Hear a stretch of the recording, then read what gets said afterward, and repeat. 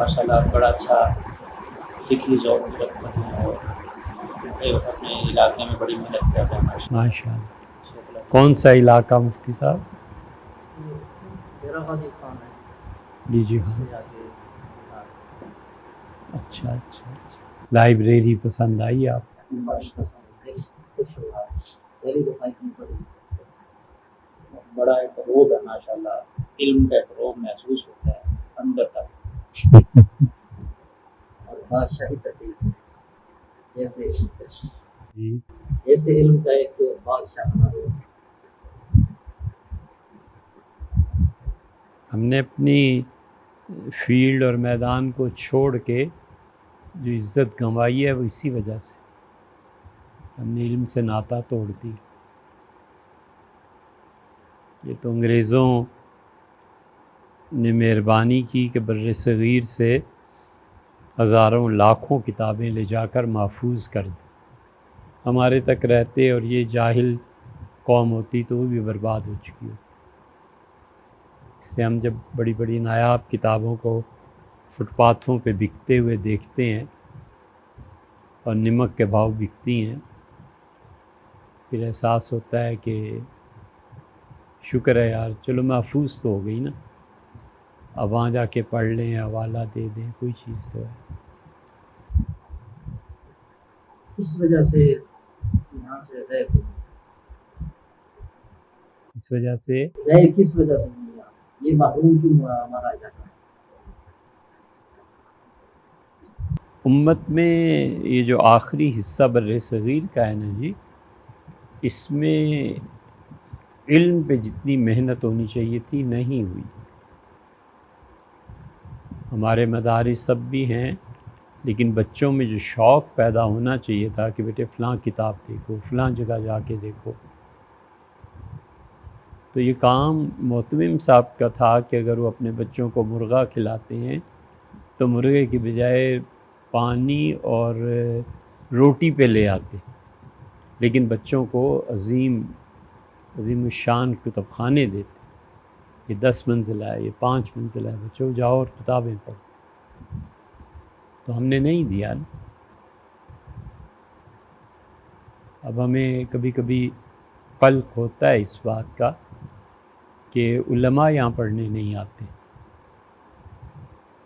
جن کے لیے اصل میں یہ کتابیں ہیں اور جن کا اصل ماخذ اور مرکز اور مرجع یہ، اور باقی اسکول کالج یونیورسٹی کے بچے آتے ہیں، الحمدللہ وہ بھی خیر ہی ہے، لیکن ایک کتاب ان کے کام کی نہیں ہوتی، وہ صرف اس ماحول سے فائدہ اٹھاتے ہیں، اس آزادی سے۔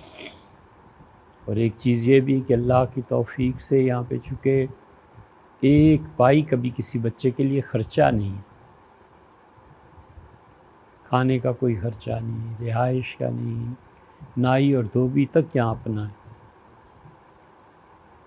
خرچ کوئی ہے ہی نہیں، نہ کوئی کسی کو پوچھتا ہے، ہر ایک اپنے اپنے علمی کام میں مصروف رہتا ہے، نہ کوئی مخدومیت ہے کہ مدرسے میں بچے پڑھتے ہیں تو کوئی کسی کی چائے لے جا رہا ہے تو قاری صاحب کے لیے کھانا جا رہا ہے، کچھ بھی نہیں۔ اللہ نے صحت دی ہے تاکہ خود کھائیں، آئیں، کھائیں، بیٹھیں، چونکہ یہ چیزیں ہیں ہی نہیں نا، تو اس لیے بچوں کو پڑھنے کا موقع زیادہ ہے، لیکن وہ علماء نہیں آتے، ورنہ یہ پنڈی، اسلام آباد کم سے کم بھی 15-20 لاکھ افراد ہیں، آتے وہ بھی نہیں کالجوں والے، اسکولوں والے آتے یہ بھی نہیں، مگر ان کا یہ ہے کہ انہیں اپنی کورس کی کتابیں پڑھنی، ڈاکٹر ہیں، انجینئر ہیں، کوئی اور ہیں، تو وہ پڑھتے ہیں آ کے ماحول کی وجہ سے، کہ کوئی تنگ کرنے والا نہیں۔ نیچے شاید آپ نے ان کے کمرے بھی دیکھے ہوں، چھوٹے چھوٹے دیکھیں، ہاں، ہر کوئی اپنی آزادی سے۔ ہم کہتے ہیں حقوق العباد نہ ضائع کرو، اس کو تنگ نہ کرو، ستاؤ نہ، باقی اللہ کے حقوق تم جانو اور اللہ جانے، سیدھی سی بات۔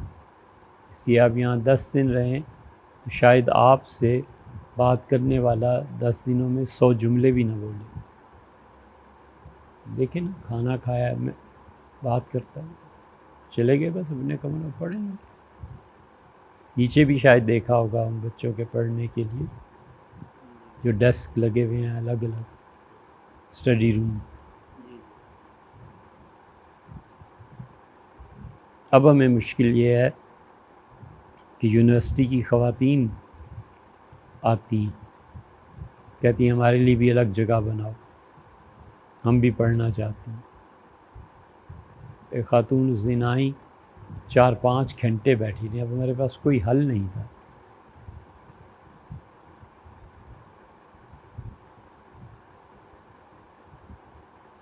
اور جو بھی بات ہوتی ہے وہ 2 چیزیں بالکل اس سے ہٹ کے ہی ہوتی. کوئی بھی یہاں سیاسیات پہ بات نہیں کرتا. الحمدللہ ہماری طرف سے بھی پابندی ہوتی ہے. اللہ کا شکر ہے کبھی کہنے کی ضرورت ہی پیش نہیں آئی. آتے ہی وہ بچے ہیں جنہوں نے پڑھنا. اور ایک مذہبی تفرقہ، شیعہ کیا ہے اور سنی کیا ہے اور دیوبندی کیا ہے اور بریلوی کیا ہے، اہل حدیث کیا، سب آتے ہیں سب. ابھی بھی 2 شیعہ بچے آئے ہوئے تھے آپ کے آنے سے، یا آپ آ گئے ہوں گے، میں نیچے بیٹھا ہوں. تو اپنی شیعت کی کتابیں یہ جو ہیں ساری، وہ اس میں سے کچھ حوالے، میں نے کہا بچوں ضرور حوالے ہم جائیں گے. میں نے کہا یار کھانا کھا کے جاؤ بچوں، اتنی دور سے. کہنے لگے نہیں دعوت ہے. میں نے کہا اچھی بات، بہت اچھی. حوالے لکھے، کتابیں دیکھی کئی گھنٹے، شربت پیا، چلے گئے. پھر آئیں گے کل پرسوں. کہ بسم اللہ 100 بار آؤ بچے. اس لیے مولانا آپ مفتی ہیں، آپ کے سامنے نہیں بولنا چاہیے. امن بڑی قوت ہے، علم بڑی طاقت. کہ اب ہم تو اس عمر میں رہے نہیں کہ زیادہ پڑھیں لکھیں. اب 10 جلدیں کون پڑھے اور 15 جلدیں. اور خوشی اس بات کی ہے کہ اللہ کا شکر ہے کہ آئندہ آنے والی نسلیں اگر پڑھی لکھی ہوں یا چاہیے ہو، اللہ کا شکر ہے کوئی اسلامی موضوع اس وقت ایسا نہیں ہے جس پر یہاں بیٹھ کے کوئی آدمی ڈاکٹریٹ نہ کر سکے. تفسیر، حدیث، فقہ، تاریخ، لغت، سوانح، سیرت اور ادب، اردو ادب، شاعری، نثر. کوئی موضوع ایسا نہیں جس پہ کوئی آ جائے بچہ اور وہ ڈاکٹریٹ کرنا چاہے اور اس کے لیے کوئی چیز کم. الحمدللہ. یہ ذوق آپ کا مولانا ابو الحسن علی ابن ندوی رحمہ اللہ کے پاس رہنے سے بنا؟ میں اتنا اچھا ہوں ہی نہیں کہ حضرت معالی میاں صاحب رحمۃ اللہ علیہ کے پاس رہنے کے باوجود ان سے کوئی چیز جذب کرتا. ہم پتھر کے بنے ہوئے لوگ ہیں مولانا. اس مولانا تو بہت بڑے آدمی رحمہ اللہ، خدا کی نشانیوں میں سے ایک.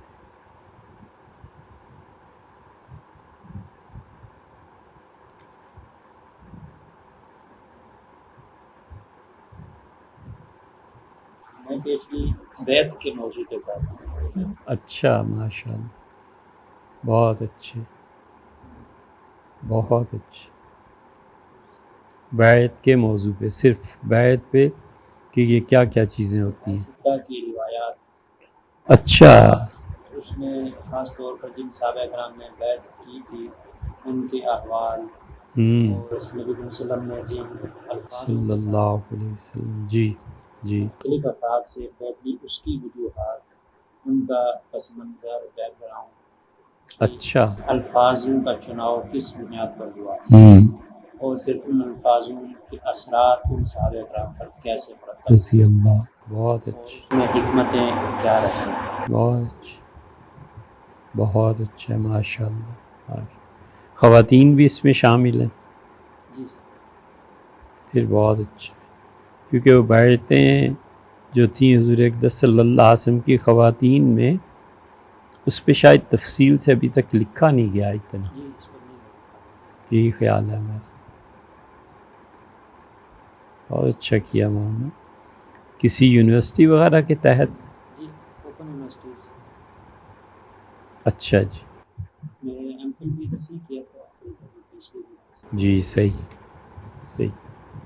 اور اس کے ساتھ امامت اور خطابت کا وہاں سلسلہ جاری؟ جی سفاری میں بہت 15 اچھا، سال۔ بہت اچھا ہے۔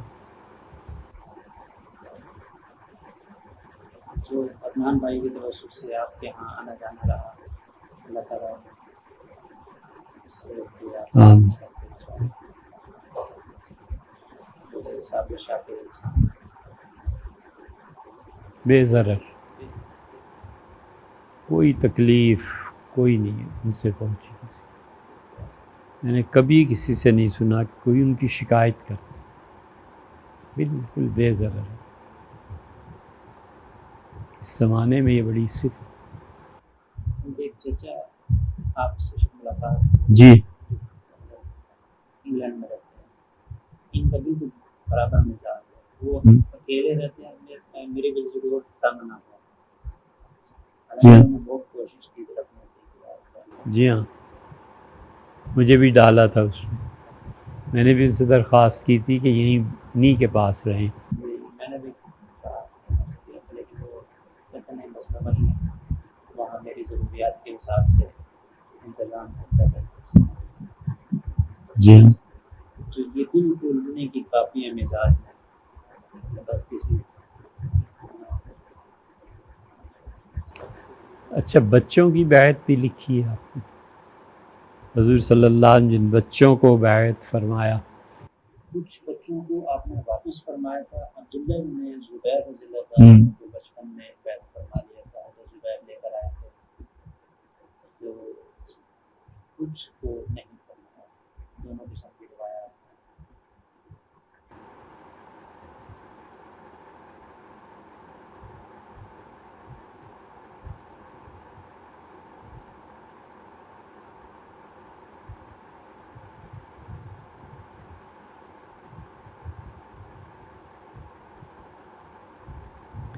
اور بھی بعض بچوں کی بیعت آتی ہے، اہل بیت کرام رضی اللہ عنہم میں بھی۔ جی دیکھیے گا،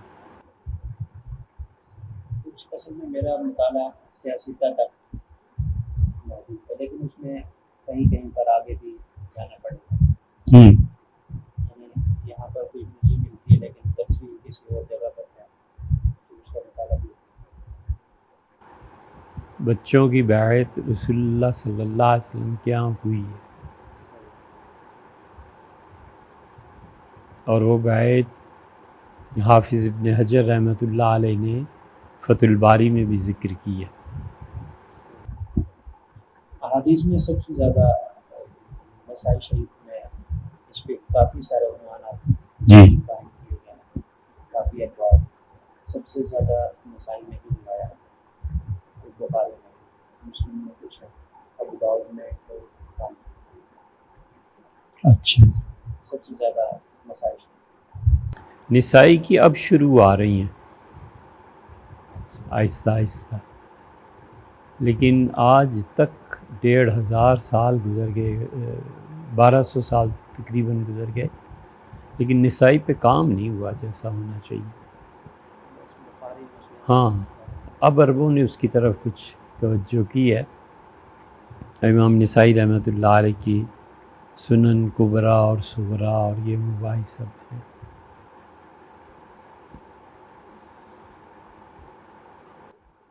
آج میں توجہ کی وجہ ابھی کے سامنے کیوں توجہ نہیں؟ وہی روایات دیگر کتب میں جب آ گئیں تو انہوں نے کہا بس وہاں تشریح ہو گئی، حالانکہ نسائی رحمۃ اللہ علیہ جو ہیں ان کی شرائط بخاری سے بھی سخت، امام نسائی رحمۃ اللہ علیہ کی شرائط مسلم سے بھی سخت۔ بعض مغاربہ جو محدثین تھے انہوں نے نسائی کو اپنے فن کے اعتبار سے اور اپنے ضبط کے اعتبار سے صحاح پہ ترجیح دی ہے۔ اور پھر یہ بھی ہوئی کہ امام نسائی رحمۃ اللہ علیہ کا زیادہ رجحان اہل بیت کرام رضی اللہ عنہ کی طرف تھا، تو کچھ لوگوں نے تعصب برتا کہ یہ رفض سے قریب تر ہے، حالانکہ ایسے ظاہر ہے کہ نہیں تھا۔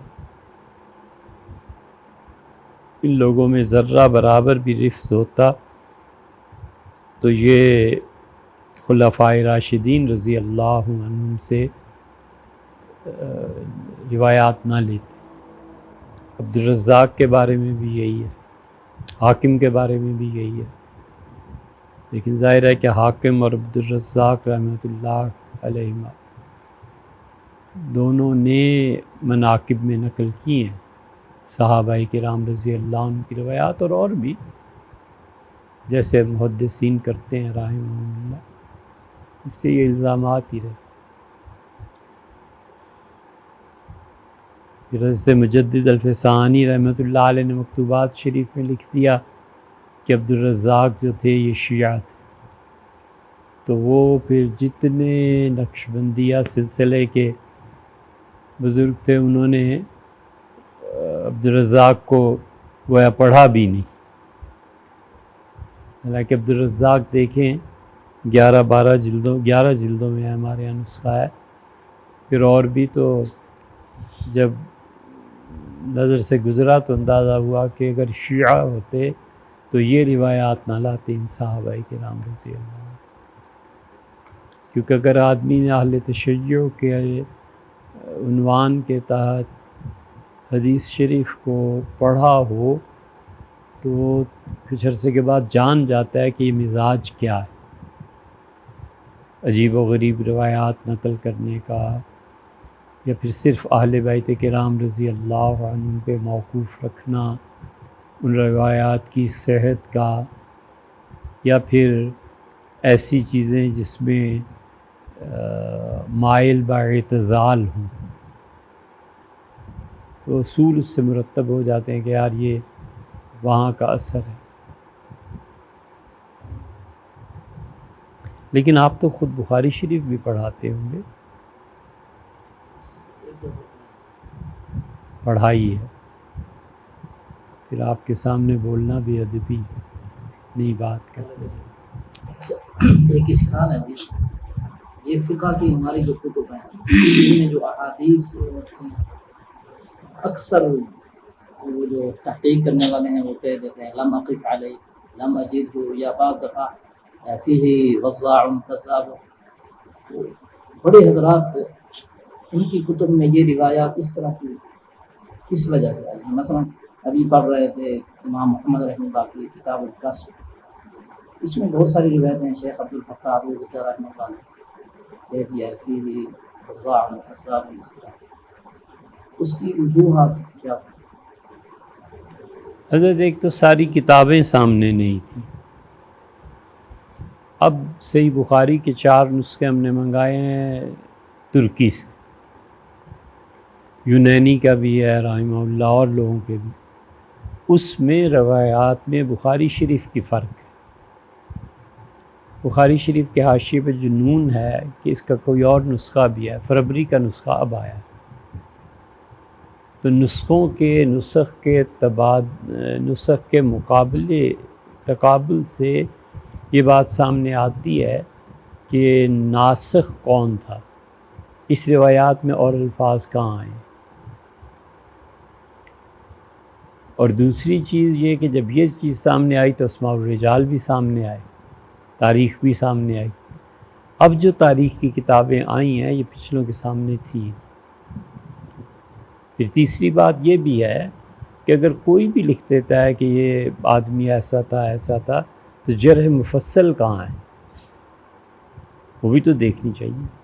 اب واقدی کے بارے میں مشہور ہے جو کچھ آپ کو بھی معلوم ہے، لیکن واقدی ہی کے بارے میں معظفر احمد صاحب تھانوی نے اعلیٰ سنن میں رحمہ اللہ جو کچھ تحریر فرمایا بالکل اس کے برعکس۔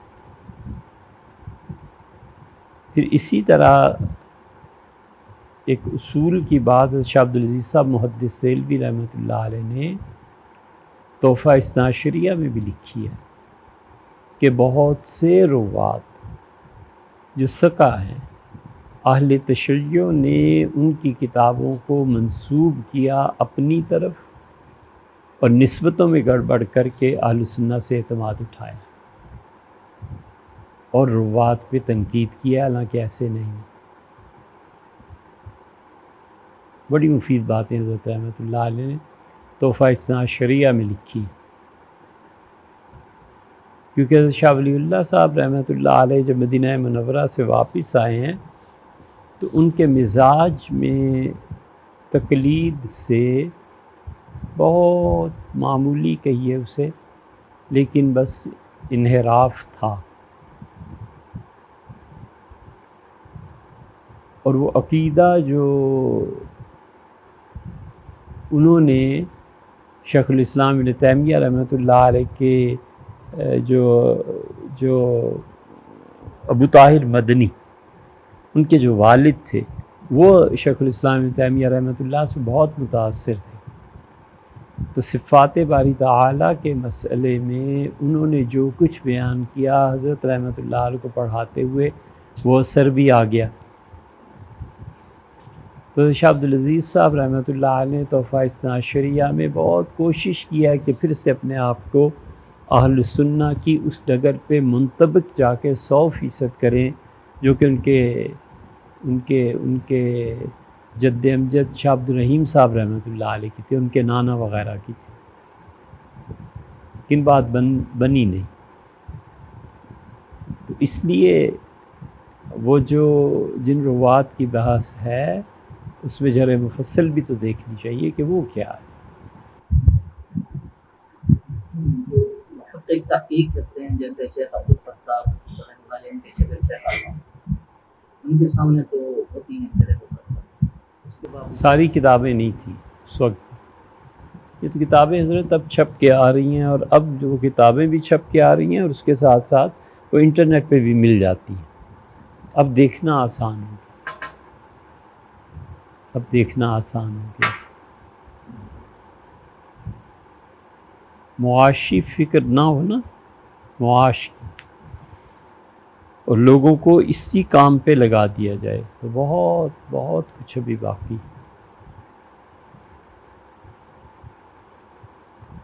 مسند بقی ابن مخلد رحمہ اللہ دنیا بھر میں 45 سے زیادہ ممالک میں جا کر دیکھا، چھانا، رہے، ہفتوں گزارے، نہیں ملتی، اور اس میں غالباً شیخ الاسلام ابن تیمیہ رحمۃ اللہ علیہ کا ہے کہ حضرت معاویہ رضی اللہ عنہ کی منقبت کی 60 احادیث اس میں ہیں، غالباً حضرت نے لکھا،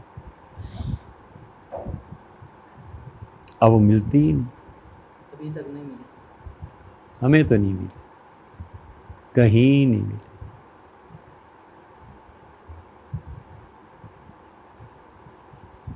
حج کا ویزا ایک مرتبہ لگوایا تھا تو میں نے حج میں نیت یہیں سے کر لی تھی، میں نے کہا اللہ یہ سفر بس صرف اس لیے ہے کہ کیا قیمت ہے آخر مسند بقی ابن مخلد، آپ کیا چاہتے ہیں کہ امت کو مل جائے، میں اس مرتبہ حاضر ہو رہا ہوں، عرفات میں بھی میں نے کہا آپ کیا چاہتے ہیں، میرے پاس ایک لے دے کے چیز ہے میری جان، یہ لے لیں، موت دے دیں مگر یہ کتاب امت کو دے۔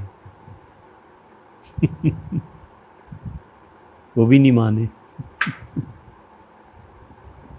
اب اس سے بڑی قیمت کیا کوئی دے، لیکن نہیں ملی، کاش کہ مل جائے۔ کس صدی سے وہ ناپید ہوئی ہے، اس کا کچھ ہوتا ہے؟ جی خیال ہے کہ یہ 9ویں صدی سے کوئی ناپید ہو گئی ہے، 9ویں صدی سے ناپید ہوئی ہوگی، اب لکھا ہے لوگوں نے، اور بھی اب الحمدللہ اہل حدیث حضرات نے اس پہ کام کچھ نہ کچھ کرنا شروع کیا ہوا ہے، وہاں آپ کو تفصیلات بھی مل جائیں گی، تو چونکہ اکثر و بیشتر پہلے سے علم میں تھیں اور اتنے ممالک گھومے پھرے اور تحقیق میں تو جو اہل حدیث حضرات نے لکھا ہے اس کو ابھی میں نے پڑھا نہیں ہے. اب فرصت بھی بہت ہی تھوڑی رہ گئی. لیکن یہ کہ ابن تیمیہ رحمۃ اللہ علیہ کے سامنے تھی، کے سامنے تھی، مغاربہ میں تھی، اسپین والوں کے پاس تھی.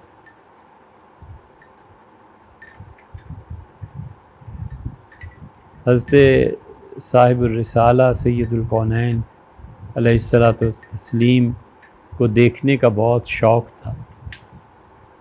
خواب میں حضور اقدس صلی اللہ علیہ وسلم نے دودھ پلایا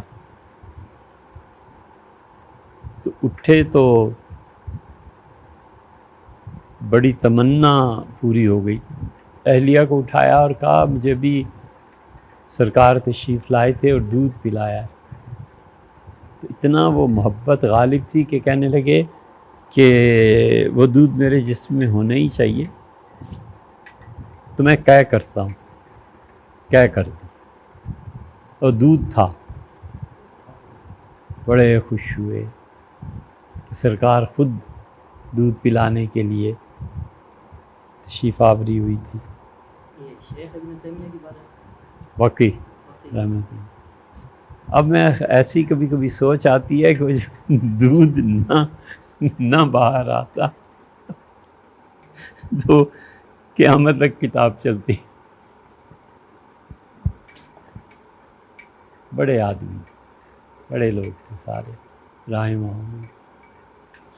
ہم جیسوں کی علمی معراج کے لیے بس یہ کافی ہے کہ صرف مطلقاً ان کی عبارت پڑھ ہی لیں، سمجھ ہی لیں. کجا یہ کہ ان حقائق تک پہنچیں جو اللہ نے ان پہ واضح فرمایا. یہ جو ان کا شوق علم کا واقعہ مشہور ہے، امام احمد بن حنبل رحمہ اللہ سے آئے تھے اور جی ایرانہ لباس میں، اس کی جی صنعت میں نے سنا ہی ہے، مجھے اصل نہیں ملی. لوگ بیان کرتے ہیں لیکن مجھے اصل غالباً منہاج السنہ میں ہے کچھ. شیخ نے لکھا ہے ابن تیمیہ رحمۃ اللہ. اچھا دیکھ لیں گے، دیکھ لیں. یا محشی نے لکھا ہے نیچے جو تحقیق والا ہے. شاید ہو. اب نسخہ نیا آیا ہے 9-10 جلدوں میں. 9 جلدوں والا تو ہے آپ کے پاس 9 جلدوں والا کہاں سے منگایا آپ نے؟ سعودیہ سے. اچھا اچھا اچھا. کس مکتبے سے؟ وہ تھا جی مکتبۃ الاسدیہ. کب منگایا؟ سال ہو گیا. سال ہو گیا. ہمیں بھی ایک منگا دیں. ہاں آرڈر کر دیں، پیسے ہم دے دیں گے جتنے آپ فرمائیں. پہلے بھیج دیں گے، منگا دیں ایک. اچھا ہے نا، کام آ جائے. اس سے اس کے 9 جلدیں ویسے 5 ہیں. یہی ہے مسئلہ کہ 9 جلدوں کی تلاش ہے. اس سے بہت سے لوگوں نے کہا 9 جلدیں ہیں. چلیے اب وہی منگا دیجیے. یہ آپ کی لائبریری میں نہیں ہے؟ وہ نہیں ہے، اور کئی جگہ پہ کہتے ہیں نہیں ہے، آئندہ بھیج دیں گے، اگلے سال لے لو. یہ وہ اس طرح کی بہت سی چیزیں ہیں. لیکن میں نے بہت لوگوں سے سنا ہے کہ وہ مستقل 9 جلدوں میں چھپا ہے. یہ جو آپ فرما رہے ہیں نا کہ 5 جلدیں ہیں اور 9 حصے ہیں، یہ تو لوگوں نے کہا ہے. یہ میں کہتا ہوں اگر کہیں اصل نسخہ شیخ الاسلام رحمۃ اللہ کا 9 جلدوں ہی میں چھپا ہے وہ مل جائے. لیکن کوئی حرج نہیں، یہ بھی منگا دیں تو آپ کی مہربانی، ہم اس کی قیمت دے دیں گے. کیونکہ یہ قدر مشترک ہے نا جی، متاع مشترک، سب کے کام آنے والی چیز.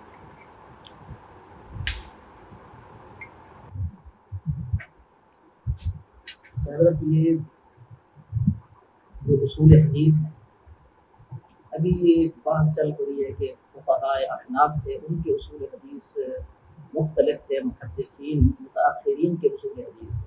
اور یہ جو آج کل محققین بحث کر رہے ہیں، تقلید کر رہے ہیں، وہ سب محدثین کے اصول کے مطابق ہے. جبکہ فقہاء متقدمین کے اصول کچھ اور تھے، ان کے اصول کے مطابق حدیث صحیح تھی یا حسن تھی. اور یہ جو بعد میں متاثرین آئے محدثین، ان کے اصول میں وہ حدیث ضعیف اور جداً بھی لوگ اس میں ایسے ہی احناف کے اصول جو تھے حدیث میں بہت سخت تھے، اور آپ کو پتہ ہے کہ بسا اوقات وہ حدیث لفظی تک کے قائل ہو جاتے ہیں کہ الفاظ اصل میں کیا ہے۔ تو احناف کے حدیث کے اصول بالکل بہت جگہوں پہ الگ ہیں، اور اس پہ تو اب مستقل کتابیں آ رہی ہیں۔ ہمارے حضرت عبد الرشید صاحب نعمانی رحمۃ اللہ علیہ، ان سے ابن ماجہ حضرت رحمۃ اللہ علیہ کے ہاں ہی اس کا اللہ نے موقع عنایت فرمایا تھا، تو اس میں وہ صحیح بخاری شریف کے بسا اوقات حوالے آتے تھے، تو فرماتے تھے نکالو، تو کہتے دیکھو اس راوی کو اس وجہ سے ضعیف، اور امام بخاری رحمۃ اللہ علیہ کے راوی معتزلہ ہیں تو وہ اس کے راوی۔ اب کہنے کو ابراہیم نخعی اور حماد اور یہ لوگ رحمہم اللہ رأس الاعتزال، اب صاحب قدوری ہیں رحمہ اللہ، وہ معتزلی، جساس معتزلی، جساس کے احکام القرآن پڑھیں نا، تو 9 مقامات تو یہاں بھی کوئی نسخہ رکھا ہوگا، ہم نے لکھے ہیں کہ یہ اعتزال ہے۔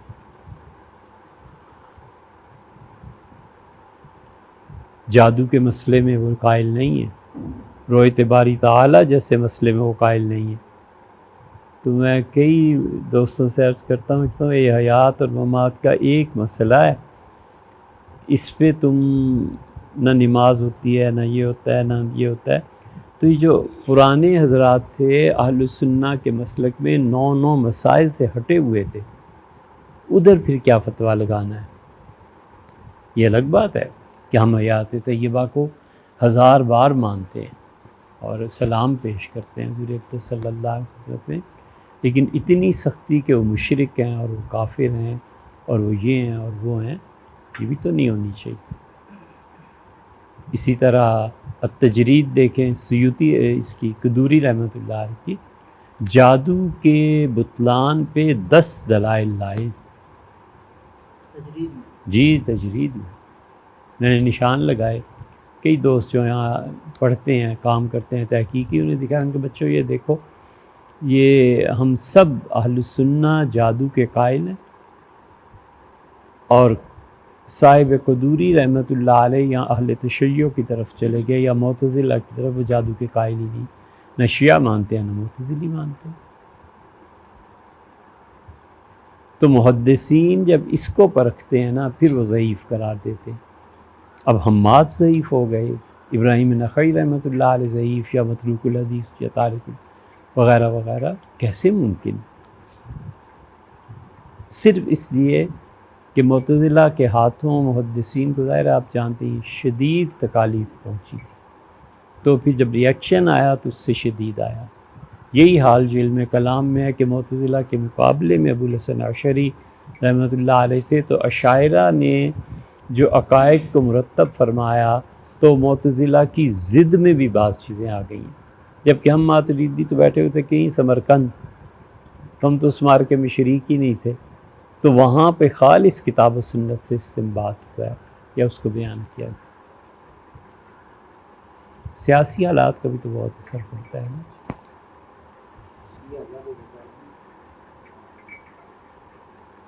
یہ جتنے کاظمی، جعفری، نقوی، کئی ایک سے میں نے کہا اور تو اور اس صدی کے تمہارے جو ہیں ڈھکو صاحب جو تھے، غلام حسین ڈھکو کے کیا کچھ نام کچھ ایسے ہی تھا، میں ان کی خدمت میں حاضر بھی ہوا تھا، ان سے پوچھا بھی تھا، ان کا میں نے اپنی کتاب میں صاف لکھا ہے کہ ہم جادو کے قائل ہی نہیں۔ میں نے کہا حضرت تو عقیدے میں یہ لکھتے ہیں اور تم تعویذ کرتے ہو، جادو کرتے ہو، یہ کیا ہے؟ تو اہل تشیع تک کو اپنا عقیدہ معلوم نہیں ہے، یا بھی یہ شیعہ ہی نہیں، صرف پیسے کمانے اور ڈھونگ کی خاطر یہ کیا۔ ابھی تو زیادہ تر جادو حضرت میرے خیال میں ان کی وجہ سے بھرا پڑا ہے، جعفری، نقوی، شیرازی اور کیا کیا۔ ایک دفعہ جنات پہ میں نے کچھ ریسرچ کی تھی تو دیوبندیوں کا کام بالکل نہیں تھا، تھوڑا بہت کوئی بریلوی کام ملا، باقی سارا شیعہ تھا۔ ماہرین بھی ہوئی، باتیں میں نے کی، تفصیلات بھی ہوئی۔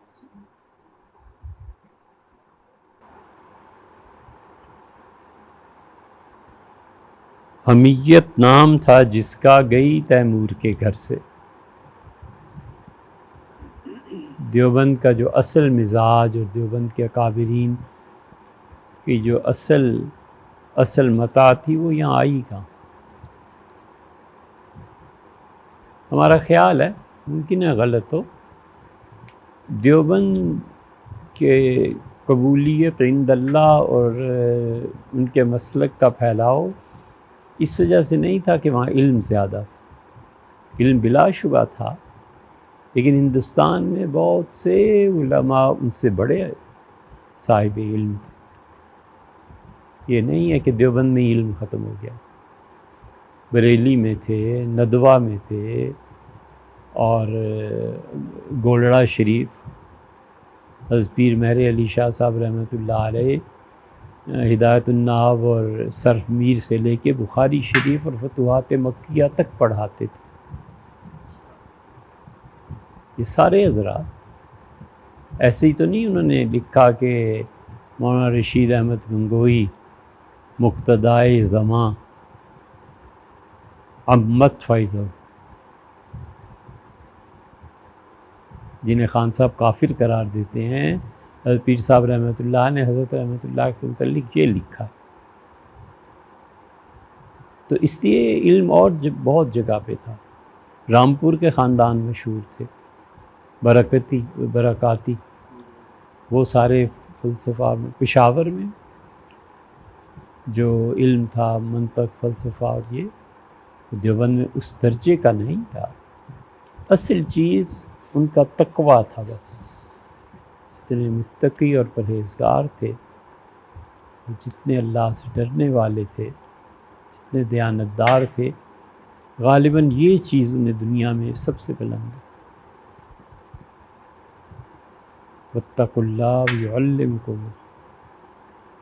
تو دیوبند کے اختصاص ممکن ہے علمی ہو، ہماری بات غلط ہو، لیکن ہم اب تک یہی سمجھ پائے کہ دیوبند کا اصل اختصاص تقویٰ، تعلق مع اللہ بڑا قوی۔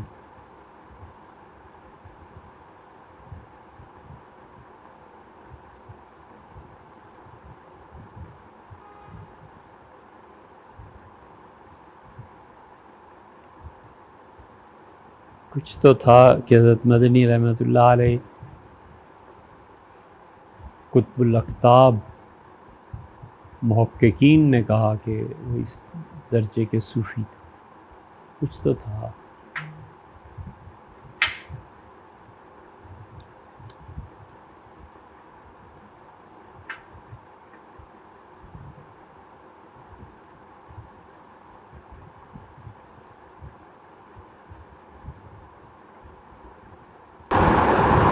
ہمارے یہاں مطالعے کا مدارس میں شوق دلانا تو اگلی بات ہے، اجازت نہیں ہوتی تدریسی کتابوں کے علاوہ۔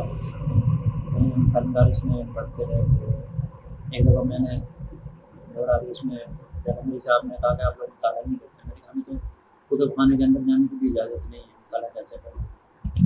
لیکن نہیں، آپ کریں مطالعہ کو کون منع کرتا ہے، کیونکہ کوئی جانے ہی نہیں ہوتا، لیکن وہ پالیسی اسی طرح سے رہی۔ ایسے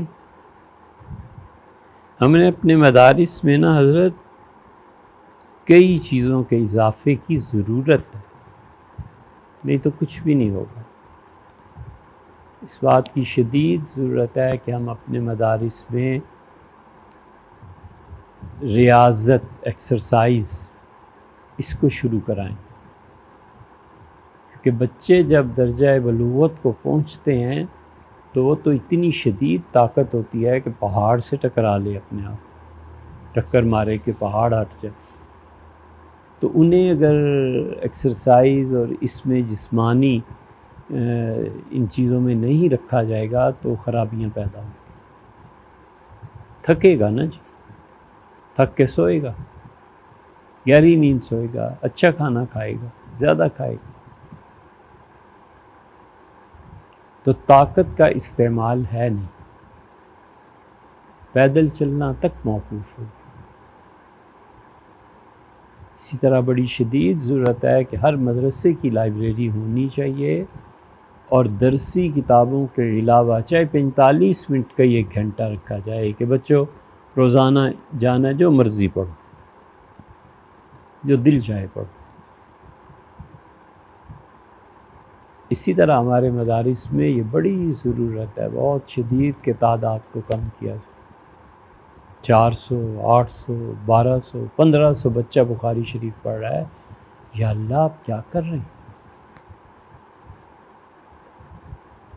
اس وقت بنوری ٹاؤن میں 800 بچے حدیث شریف پڑھ رہے ہیں۔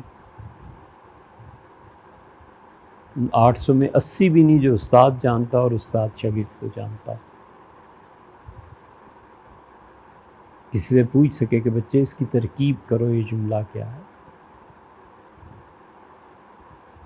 اس لفظ کی اصل کیا ہے، کہاں سے چلا ہے۔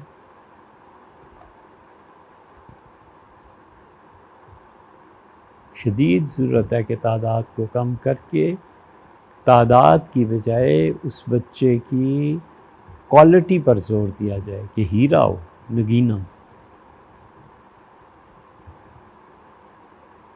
800 کی بجائے 10 بچے مثلا بخاری شریف پڑھتے ہیں، اور استاد ایک کو جانتا ہے، استاد تو ایسے بھی جانتا ہے،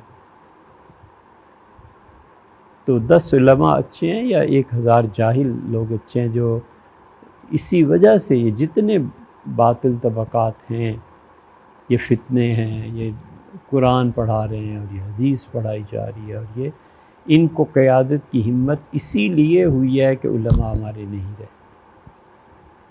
ورنہ مودودی صاحب نے خلافت الملوکیت جو لکھی تو پورا بر صغیر اٹھ کھڑا ہوا، اور بڑے بڑے سنجیدہ حضرت ابو الحسن علی ندوی رحمۃ اللہ علیہ جیسے سنجیدہ مزاج اور ٹھنڈے مزاج کے آدمی، انہوں نے بھی مودودی صاحب کے متعلق کتاب لکھی، عصر حاضر میں دین کی تفہیم و تشریح۔ اور مودودی صاحب نے جو 4 بنیادی اصطلاحات بتلائی تھی، اس پہ تحریر لکھی کہ یہ چیزیں درست نہیں معلوم ہوتی۔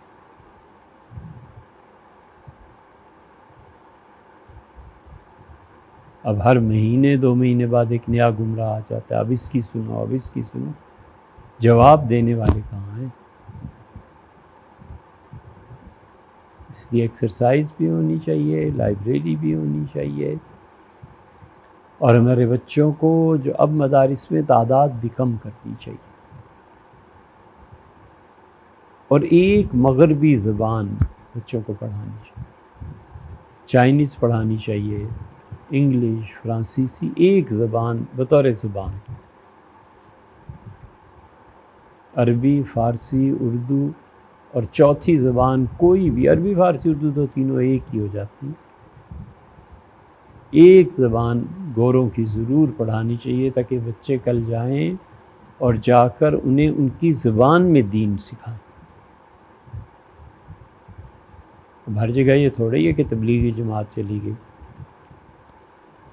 وہ کہتے ہیں کچھ لاؤ پڑھیں، ہم کہتے ہیں اللہ کی راہ میں نکلو، کوئی نکل بھی جاتے کوئی نہیں، وہ کہتے ہیں یار پڑھنے کے لیے کچھ۔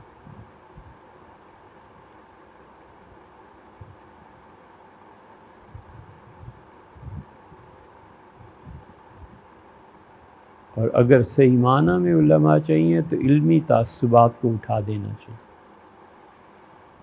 بچے جب کسی درجے میں پہنچ کے ان کا رسوخ ہو تو اپنے برعکس جو لوگ ہیں اس کی بھی کتابیں کہ بیٹے اس سے پڑھیں ذرا، اس کو تاکہ پتہ چلے کہ کس وجہ سے ہم اس کے مخالف ہیں، وجہ کیا ہے۔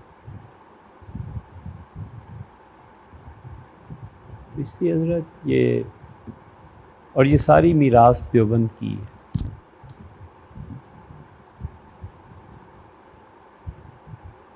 سب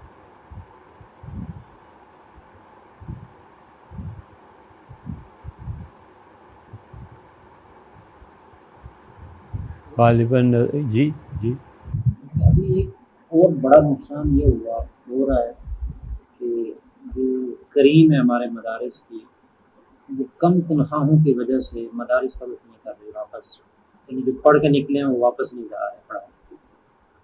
اور اب ایوریج ذہن یا اس سے بھی نیچے کے جو باہر کسی کام کے نہیں ہے الا ماشاء اللہ 10% کے علاوہ تو صرف وہی جو خوشامد کر سکتے ہیں تو انہیں کو ہی تدریس کے لیے رکھا جا رہا ہے. اب وہ کیا آگے کون سے جھولے تراش کر حکومت کو دیں گے کچھ بھی. تو ضرورت کیا تھی تنہیں داخل کرنے کی؟ والدین جو مرضی کریں جدھر مرضی لے جائیں. ہم تو مدرسے میں رکھیں گے بس 100 بچہ کافی ہے. بخاری شریف تک پہنچتے پہنچتے خود ہی 10 رہ جائیں گے, ممکن ہے 5 رہ جائیں. پھر کیا ہو؟ 5 علماء تیار ہو جائیں, 10 تیار ہو جائیں جو صحیح معنی میں دیکھ کے پتہ چلے کہ علم کی یہ شان ہے.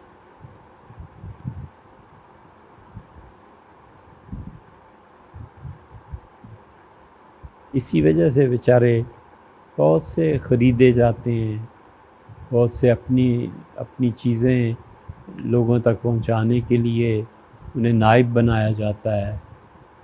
اور سب سے زیادہ بےہودگی جو کوئی دنیا داروں کو قریب لا سکے. بڑے سے بڑے شیخ کے یہاں آپ چلے جائیں, وہ پہلی نظر یہ ہوتی ہے کہ اس کے سرمایہ دار مرید ہیں بڑے, اس کی مسجد میں جمعے میں بڑے بڑے لوگ آتے ہیں, تو علی صاحب ہمیں چندہ ہی کرا دو وہاں. یہی ہوتا ہے. آپ کے تو اپنے علاقے میں لاکھوں کروڑوں پتی آتے ہیں, تو آپ سے زیادہ محبت ہو جائے گی. وہ جو اخلاص سے آیا ہے, جو اللہ اللہ کرتا ہے, جو کوئی 12 تسبیح کرتا ہے, مولانا تو نہیں کرتے, وہ جو 12 وہ ممکن ہے زیادہ قابل توجہ, لیکن وہ بیچارہ غریب ہے نا. آپ تو ایک سرمایہ دار کو لے جائیں گے تو آپ 50 لاکھ دلوائیں. میں بھی آپ کی زیادہ عزت کروں. مطلب ماحول بن گیا نا اب. کتنی بری بات. نشان راہ دکھاتے تھے جو ستاروں کو, ترس گئے ہیں کسی مرد راہ داں کے لیے. نشان راہ دکھاتے تھے جو ستاروں کو, ترس گئے ہیں کسی مرد راہ داں. ایک یہ خلافت کہ فلاں فلاں کے حضرت کے مجاز, اور فلاں کو حضرت نے فلاں نے خلافت کی, ایک یہ اور ایک افتاء. یہ دیوبندیوں نے ایسے بدنام کیے ہیں, ایسے بدنام کیے ہیں کہ بڑے بڑے لوگ اچھے قابل کہتے ہیں یار بس کرو میں مفتی نہیں, جان چھوڑو. اور بڑے بڑے اللہ والے کہتے ہیں چھوڑو اس بیعت کو, میں اس پیری مریدی میں باز آئے. دونوں چیزیں خوب بھی کی. یہ ہمارا زوال ہے نا حضور. ہمارے اکابر اتنی آسانی سے بیعت نہیں کرتے تھے جتنی آسانی سے اب خلافتیں ملتی.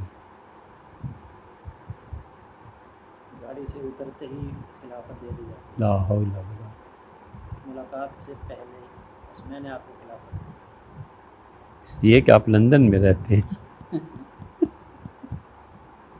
ہاں مطلب ہے ہر ملک میں یا جہاں بھی سوسائٹی میں ذرا ہے وہاں کوئی خلیفہ, کوئی پیر, کوئی ہونا چاہیے.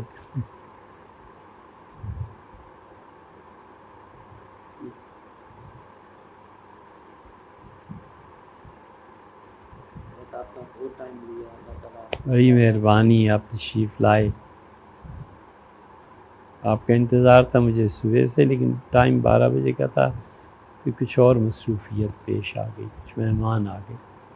میں نے کہا کھانے میں آپ نے بہت شفقت فرمائی, اللہ آپ کو جزائے خیر دے. مولانا ابھی فرما رہے تھے کہ اگر آج کا ہمارا ادھر کا یہ نہ ہوتا تو ہمارا سفر ایک طرح سے اے نہیں حضرت, لقد لقینا من سفرنا ھذا نصب. بڑی برکتیں ہوتی ہیں, کون جانتا ہے کہ کس کے نصیب میں کیا ہوتا ہے. کہ مولانا اپنے بچوں کو بھیجیے, یہ میری درخواست ہے آپ سے, کہ جو ہمارے بچے واقعی پڑھنے لکھنے کے قابل ہیں نا, اس کا کوئی نظر آئے کہ یہ بچہ ماشاءاللہ علم اور ان چیزوں سے تعلق ہے, ضرور بھیج رہے یہاں 3 سال بچے رہتے ہیں یہاں 3 سال ایک ہی دفعہ یا ہاں واپس چلے جاتے ہیں؟ نہیں 3 سال مسلسل کتاب لکھ دی پوری ڈاکٹریٹ کر لی CSS کا امتحان 2 مرتبہ دے دیا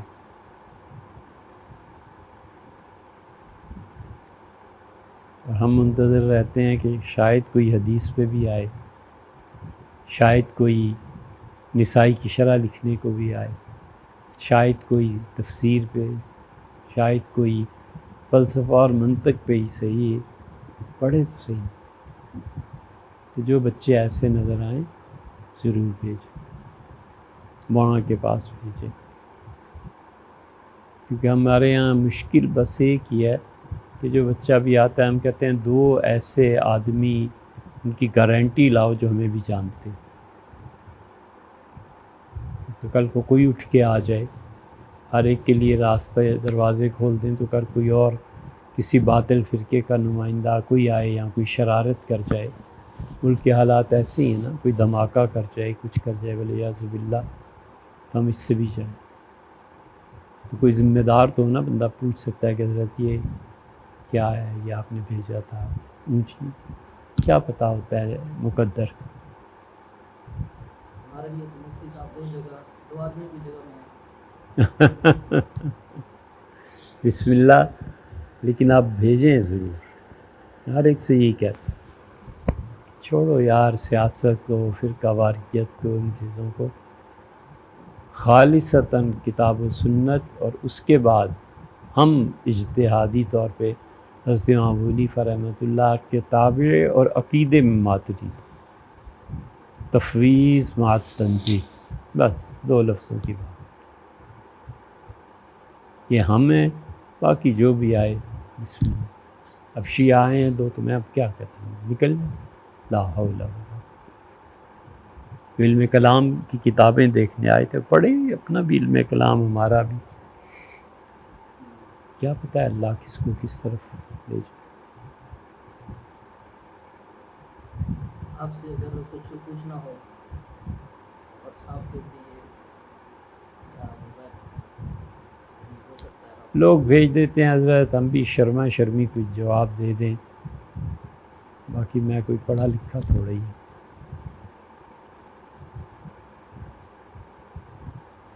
ہمارے لیے تو آپ شیخ ہیں ارے نہیں سنتے بھی ہیں الحمدللہ آپ سے کافی استفادہ کرتے ہیں ہر وہ چیز جو نفس کا ادعا ثابت کرتی ہے نا مولانا وہ سور کی طرح حرام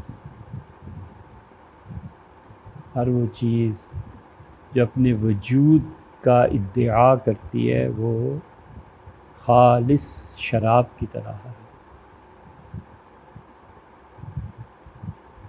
حضرت علی میاں صاحب رحمۃ اللہ علیہ کی پوری نسبت کا خلاصہ یہ ہے کہ اپنے آپ کو فنا کر قبر کا نشان بھی نہ ہو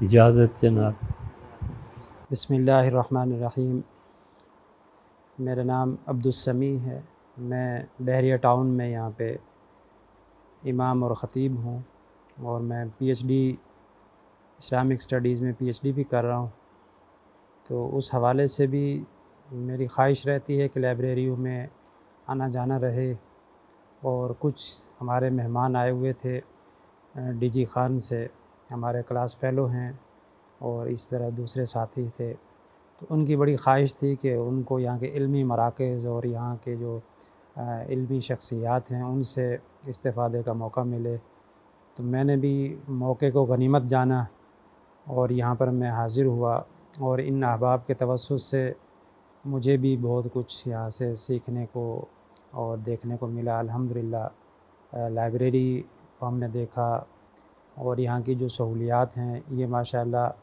ایک مثالی سہولیات ہیں کہ یہاں پر اگر کوئی سال ہا سال بھی رہنا چاہے تو اس کا کسی قسم کا کوئی خرچ نہیں، سارا کا سارا خرچ یہ ٹرسٹ جو الندوہ لائبریری ٹرسٹ ہے یہ ان کے خرچ اخراجات اٹھاتے ہیں، یعنی ان کے لانڈری تک کے، کھانے پینے کے، چائے کے، ہر قسم کے اخراجات، کوئی بھی یعنی صرف اپنے آپ کا وقت نکالے اور باقی یہاں تمام ذمہ داریاں ٹرسٹ ان کی اٹھاتا ہے۔ اس طرح کی شاندار انتظام میرے علم میں نہیں ہے کہ اس کے علاوہ کہیں اور اس طرح کا شاندار انتظام کیا گیا ہو، اور یہ سارا ماشاءاللہ مفتی صاحب کے ذوق کا ایک بہت خوبصورت مظہر ہے، جو کہ کتابوں کی شاندار کلیکشن، ان کی سیٹنگ اور ان کا انتظامات، اور لائبریری کا خوبصورت ماحول، اور بہترین کھانا، بہترین ڈائننگ ہال، اور ایوری تھنگ بیسٹ، یعنی جو ہمارے عمومی ایک وہ ہے اس کے حوالے سے شاندار ایک یہاں پر نظام ہے۔ اللہ تعالیٰ سے دعا ہے کہ اللہ تعالیٰ اس کو مفتی صاحب کے لیے تا قیام قیامت اس کو صدقہ جاریہ بنائے، اور معاونین کی ان کاوشوں کو اللہ تعالیٰ اپنی جناب میں قبولیت عطا فرمائیں، اور ان کے لیے ان کو ذخیرہ آخرت بنائیں۔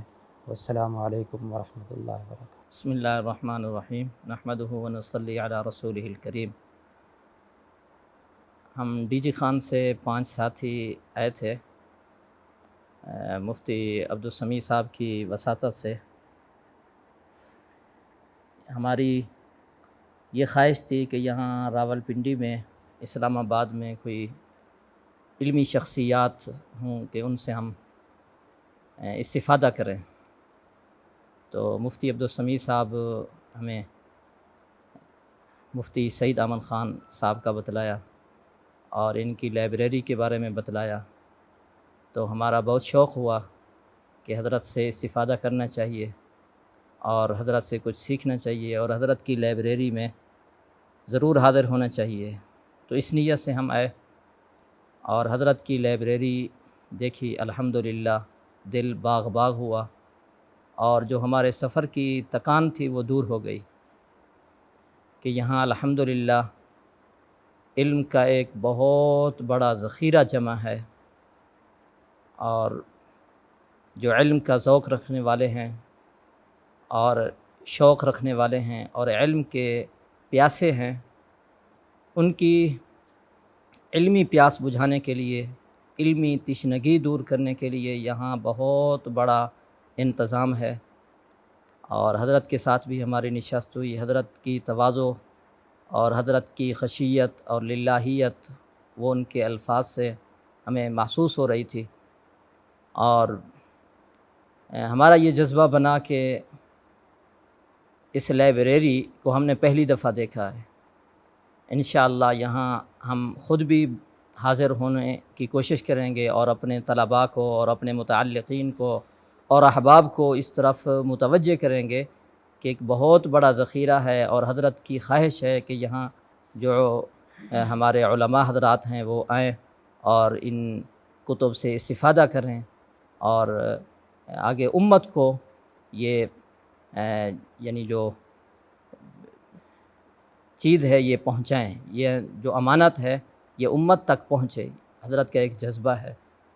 تو انشاءاللہ ہم اس پہ کوشش کریں گے، اور حضرت کے شوق کو، حضرت کے ذوق کو دیکھ کے ہمارا بھی ایک تاثر بنا ہے کہ ایسا ہونا چاہیے، اور اس علمی قحط کے زمانے میں حضرت کا یہ اتنا بڑا کارنامہ اور اتنی بڑی لائبریری یہ ایک بہت بڑا ذخیرہ ہے۔ اللہ تعالیٰ اس کو قائم دائم رکھے، اور انشاءاللہ یہاں شائقین علوم اور علوم کے ذوق رکھنے والے حاضر ہوتے رہیں گے، اور یہ حضرت کا جو ایک یہ پہنچتا رہے گا امت کو۔ تو بس یہ پیغام دینا چاہتے ہیں ہم کہ یہاں شائقین آئیں اور اپنا علمی جو پیاس ہے وہ یہاں آ کے بجھائیں اور استفادہ کریں۔